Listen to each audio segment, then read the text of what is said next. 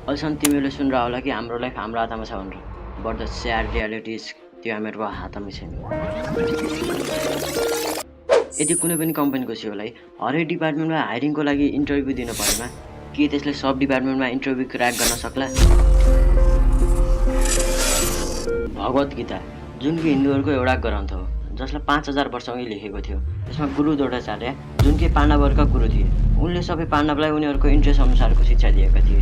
जस्तै कि अर्जुनलाई तीर कमान, भीमलाई गदाको, नकुललाई तरबार र युधिष्ठिरलाई भालाको। यदि उनले अर्जुनलाई तैँले तीर कमान पनि सिक, तैँले गदा चलाउन पनि सिक, तैँले तरबार चलाउन पनि सिक र तैँले भाला चलाउन पनि सिक भनेको भए अर्जुनले धनुषमा त्यति महारत हासिल गर्थ्यो होला। यदि कुनै पनि कम्पनीको सिओले हरेक डिपार्टमेन्टमा हायरिङको लागि इन्टरभ्यू क्र्याक गर्न सक्दैन र अर्जुनले पनि सबै अस्त्रहरूमा महारत हासिल गर्न सक्दैन भने एउटैको ठाउँमा बसेका 40 जना स्टुडेन्टहरू सबै सब्जेक्टमा पास हुन कसरी सक्छन्? तिमीलाई थाहा छ कुनै कुनै कम्पनीको सिओहरू त एकाडेमिक मतलब कि एजुकेसन सिस्टमको हिसाबले त्यो पोजिसनमा बस्न इलिजिबल नै हुँदैनन्, बट स्टिल उनीहरूले पुरै कम्पनीलाई रन गर्छन्। यसको रिजन के हो? यसको रिजन हो उनीहरूसँग भएको स्किल्सहरू। उनीहरूले आफूलाई चाहिने र एउटा सक्सेसफुल कम्पनी रन गर्नको लागि चाहिने हरेक स्किलहरूमा महारत हासिल गर्छन्। तर तिमीलाई के स्किल हुन्छ? रट्टा हान्न? तिमीहरू पनि के भन्ने? हामीहरूले कहिले स्कुलभन्दा बाहिरको सोच्छौँ? हामीहरूले स्कुलमा A² + B² त पढ्यौँ, यसको रियल लाइफमा कहाँ युज हुन्छ थाहा नै छैन। हामीहरूले साइन्समा त्यत्रा केमिकल ग्यास हुन सक्ने नसक्ने सब पढ्यौँ, तर त्यसको रियलमा युज कहाँ हुन्छ थाहा छ? हाम्रो त्यो भाँडा मान्ने साबुनमा कुन केमिकलको युज हुन्छ थाहा छ? जङ्क फुडमा कुन केमिकलको युज हुन्छ थाहा छ? नो। हामीहरूलाई गभर्मेन्ट स्कुल र प्राइभेट स्कुलमा इङ्ग्लिस त सिकाए, तर इन्टरभ्यूमा कसरी बोल्ने त्यो त सिकाएनन्। त्यो कहाँबाट सिक्ने? अनलाइनबाट कोर्स ल्याएर सिक्ने? कतिजनाहरू त इङ्ग्लिस बोल्न नसकेर इन्टरभ्यूमै जान्नन्। त्यस्तो छ हालत। सोसल जुन कि हाम्रो हिस्ट्रीसँग रिलेटेड सब्जेक्ट हो, तर त्यसमा त कति त राजाका कतिवटा रानी थिए, राजाको जन्म कहिले भयो, कहाँ भयो, विश्वयुद्धका कारणहरू, विश्वयुद्धका मितिहरू, विश्वयुद्ध कसरी भयो। अब त्यो पढेर मैले कहाँ त्यसलाई एप्लाई गरौँ? अब जान्न नि जरुरी छ। हिस्ट्री, नेपालको हिस्ट्री अलिअलि देशको बारेमा जान्न नि जरुरी छ, बट मिति घोकाएर त्यो केही एप्लाई हुन्छ भने त्यसको सट्टा भगवत गीता जस्तै रिलिजन बुकहरू पढाउनु नि, जसमा भगवान्ले आफै आएर ज्ञान दिनु हो। अनि यतिकै मैले एउटा सुझाव पनि दिन चाहन्छु तिमीहरूले। यदि तिमीहरूको मेन्टल प्रेसर छ, तिमीहरू इन्ट्रोभर्ट छौ, एकदम तिमीहरूले आफूलाई अलोन फिल गर्छौ, तिमीहरूले धेरै ओभर थिङ्किङ गर्छौ वा अन्य केही रिजन छ भने पनि होइन, तिमीहरूलाई यदि लाइफको मिनिङ पनि थाहा हुनु छ भने नि एकचोटि please I really suggest you Bhagavad Gita सुन वा पढ। यसले तिमीहरूको लाइफलाई चेन्ज गरिदिन्छ कि। फेरि मैले कुनै रिलिजनको बारेमा चाहिँ यो कुरा नलाएको होइन, तिमीले अरू रिलिजनको पनि बुक पढ्न सक्छौ, बट मैले पढेको हुनाले मैले भनेको।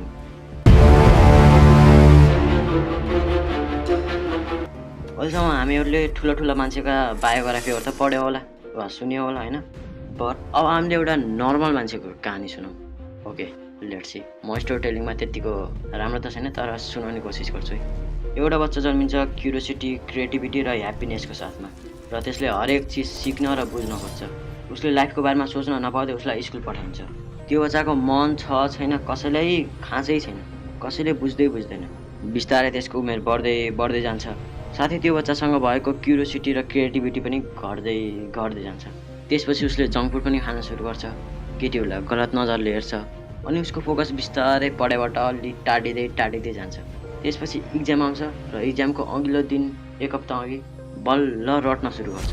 पढ्ने बुझ्ने होइन, फेरि रट्ने हो, त्यो पनि इम्पोर्टेन्ट मात्रै, जुन इक्जाममा आउने जस्तो हो त्यही मात्रै।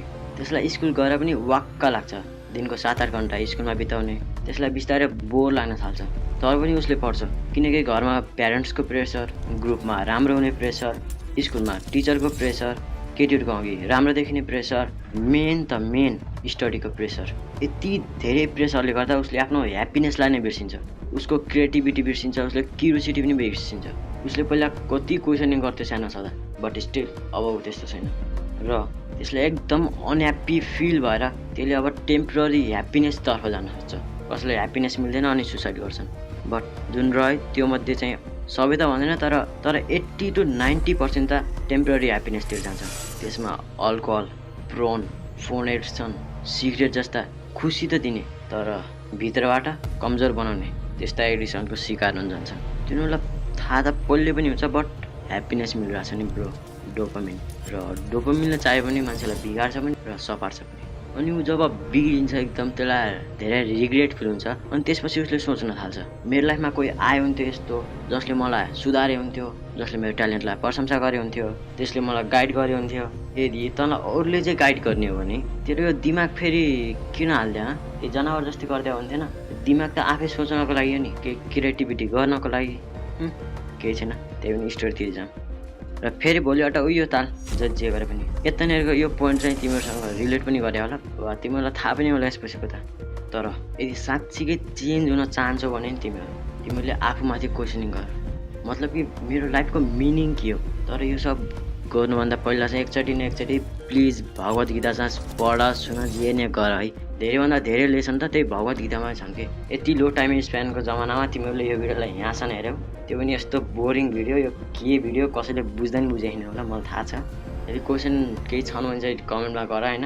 र अब चाहिँ फेरि एउटा रियल टपिकतिर जाऊँ। अब एकचोटि सोचौँ है, हाम्रो एजुकेसन सिस्टम कसले बनायो? ब्रिटिसहरूले, राइट? के उनीहरूले हाम्रो भलो चाहन्थे या उनीहरूले हामीलाई सक्सेसफुल गराउन चाहन्थे वा स्मार्ट या इन्टेलिजेन्ट के चाहन्थे? एकचोटि तिमीहरूले आफै सोच है। अनि अहिलेसम्म नेपालीहरू किन विदेश गएका छन्? नेपालमा पैसा नभएर वा जागिर नभएर? त्यसो भए त अरू देशमा धेरै पैसा होला होइन, र जागिर पनि छ होला। तर किन? त्यहाँको इन्डस्ट्रीको कारणले गर्दा। तर नेपालमा कसैले बिजनेस गर्न चाहन्छ? नो। त्यही 99%मा कतै न कतै 1% होला जसले चाहन्छ, बट धेरैले चाहँदैनन्। किनकि उनीहरूसँग स्किल नै छैन। जोसँग स्किल छ नि उसले नेपालमा नै गरिराख कि।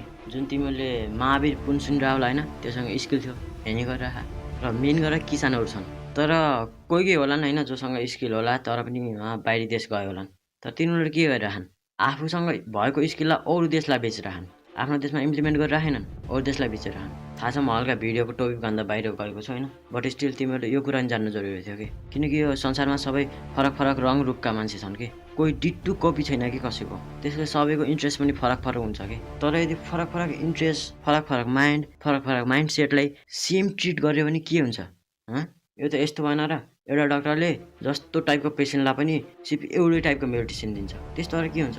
सिर्फ त्यो पेसेन्ट निको हुन्छ जसलाई सिर्फ त्यसको टाइपको मात्रै दबाई मिले। अरूलाई त कसैलाई साइड इफेक्ट पनि हुन्छ त्यसको। यो त सेम भयो हाम्रो एजुकेसन सिस्टमसित। जसले रट्न जाने त्यो मात्रै यो सिस्टम एलिजिबल हुन्छ। फेरि यसो भन्दामा हाम्रो एजुकेसन सिस्टम खराब छ भन्ने होइन।